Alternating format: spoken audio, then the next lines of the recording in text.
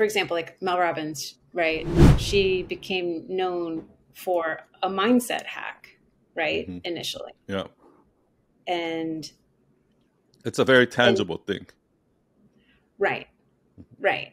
And so I guess it's like if I were to choose what I want to be known for, it would be body mind healing.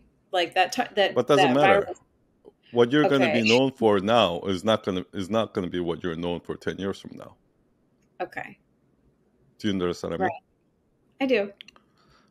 I just feel like this is what a lot of people don't like. Almost every I work with a lot of like people in that space too, but also like freelancers, right? And like, you know what I hate? Like, you know, the most successful people that I know in marketing, they call themselves a copywriter. Like, there's 3 people that I can think of like off the top of my head that are uber successful, right? And you know, they teach all of this other stuff, but in the beginning they started out like Laura Belgray. She was known as a copywriter, right? She was actually known as Marie Forleo's copywriter, even though she wasn't even Marie Forleo's copywriter, right? Because she did a course with Marie Forleo for Copy Cure. So that's what, but it's okay. Once you get your name out through there, then you can start branching out, right? But you're never going to get to the place where you can even do that until you get your name out there first, right? So when I talk to, so the other day, like a couple months ago, I had a podcast with this guy, Neville, and he's like a huge name in the copywriting space and the marketing and branding and all of that, right? And what he does is not copywriting at all. Like maybe 1% of what he does is copywriting. The other one, everything else is more like business coaching, branding, like figuring out human psychology. So how do we message this and all of that, right? He doesn't actually sit and write copy, okay? But that people come to him like, oh, hey, I need a copywriter.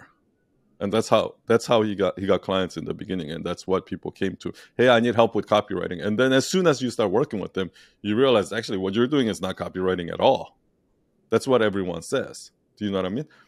But if he started out as like, oh yeah, what I do is I help brands with their strategy by using psychology to like blah blah blah and all this vague message, nobody would ever came to him in the first place.